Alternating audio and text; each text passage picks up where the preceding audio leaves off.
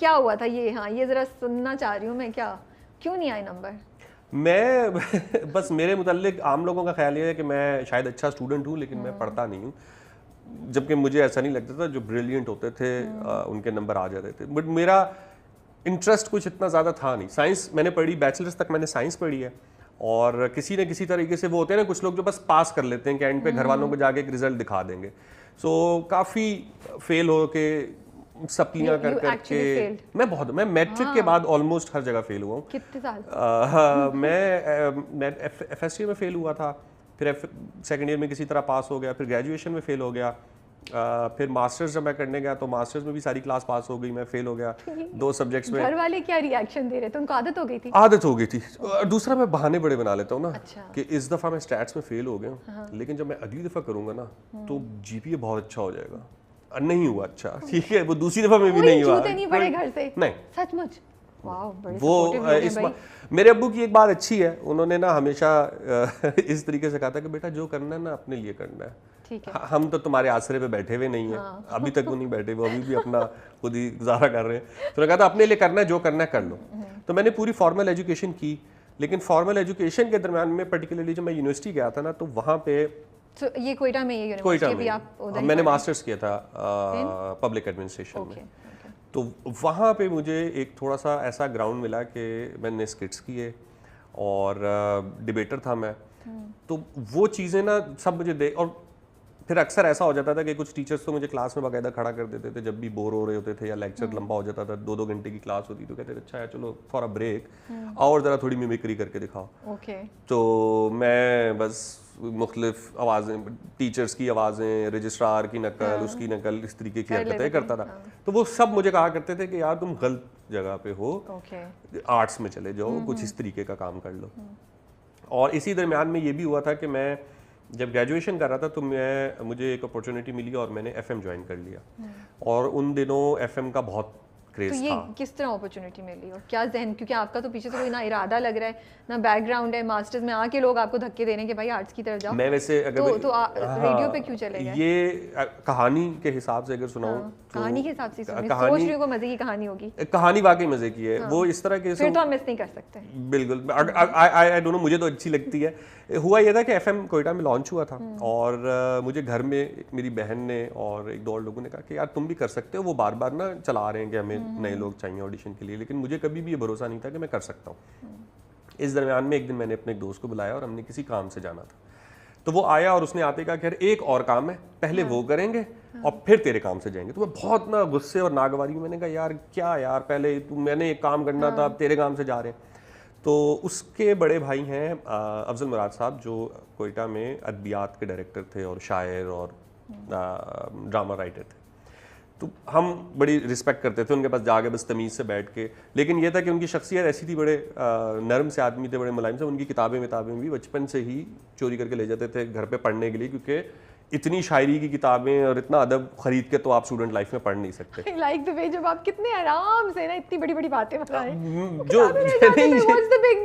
जो फैक्ट है। तो वो अफजल मुराद साहब की बहुत, आप लोग ऐसे मत कीजिएगा प्लीज, किताब किसी की नहीं चोरी करनी चाहिए, लेकिन पूछ के ले जाए। अफजल मुराद साहब बहुत अच्छे थे, बस वो बहुत धीमे में कहते थे कुछ है आपके पास पड़ी हुई किताबें तो वो दे जाएं। हाउ नाइस ऑफ हिम, बिल्कुल हाँ। तो वो अदब, तनकीद, शायरी, उनके पास तो खैर पूरी लाइब्रेरी थी।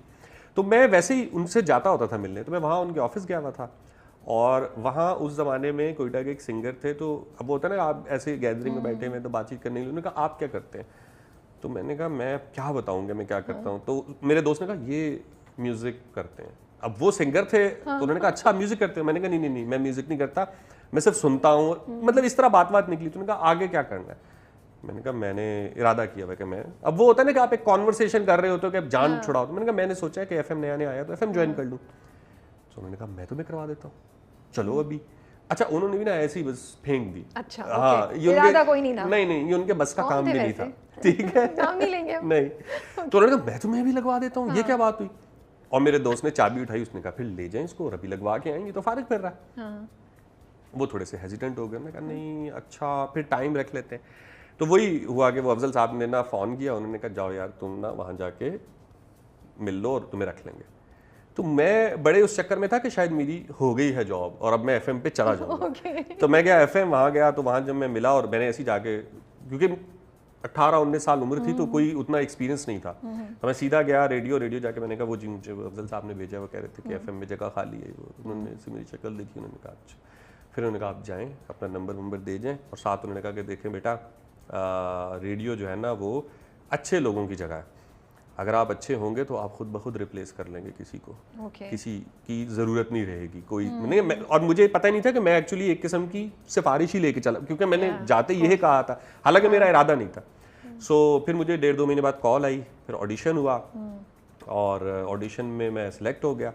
वहाँ से फिर एक प्रॉपर माहौल मुझे पहली बार मिला कि एफएम में कमाल किस्म के आर्टिस्ट आते थे, उनसे ही सीखा, उनसे लहजा भी ठीक हुआ, शायरी, अफसाना, इसकी एक और जो कई जहतें थी वो खुली, एक काइंड ऑफ एक आर्टिस्टिक माहौल मिल गया।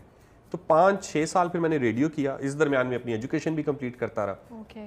एंड इवेंचुअली फिर मैंने ये रियलाइज़ कर लिया कि मुझे काम जो है ना वो मीडिया रिलेटेड मिलता है। मतलब मैंने मास्टर्स किया था पब्लिक एडमिनिस्ट्रेशन में, और फिर मेरी पहली जॉब हुई थी न्यूज़पेपर में एज अ सब एडिटर जंग में जी। तो फिर वो ज्वाइन किया एंड तो वो अभी भी बलूचिस्तान में, आपको बलूचिस्तान में, हाँ वहीं के डिपार्टमेंट को आपने वहाँ की जो ब्रांच थी उधर जी, वहाँ से फिर तकरीबन 2 साल काम किया। और पहले लिखना शुरू कर दिया था आपने?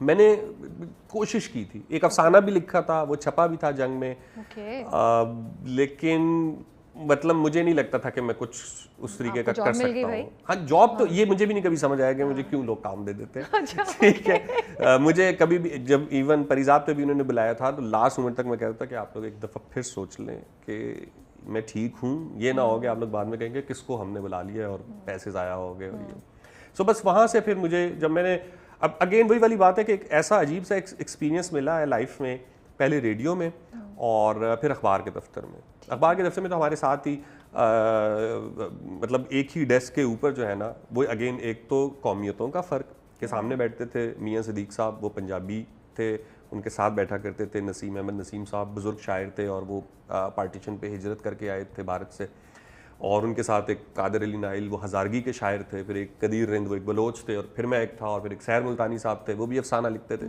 सराइकी थे।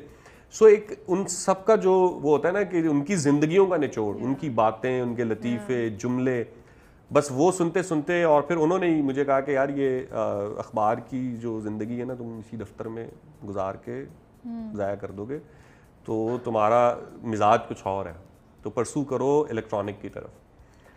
सो फिर मैंने दोबारा NCA में दाखिला लिया और मैंने एक ग्रेजुएशन और की, और फिर मैंने फ़िल्म में डिग्री की। मतलब आपको तो जो आप बता रहे हैं अखबार का, आपको तो अल्लाह ताला ने मतलब लॉटरी खोल दी आपकी, वो तो आप बैठे हुए थे, टैलेंट और गाइडेंस और इंस्पिरेशन कितना मतलब आपने एब्जॉर्ब किया होगा, मैं यही सोचूं। बिल्कुल अब वो समझ आ रहा है आपके सफ़र, and we if we look at your work we know कि अब कहाँ से कुछ लोगों का ही दिया हुआ है।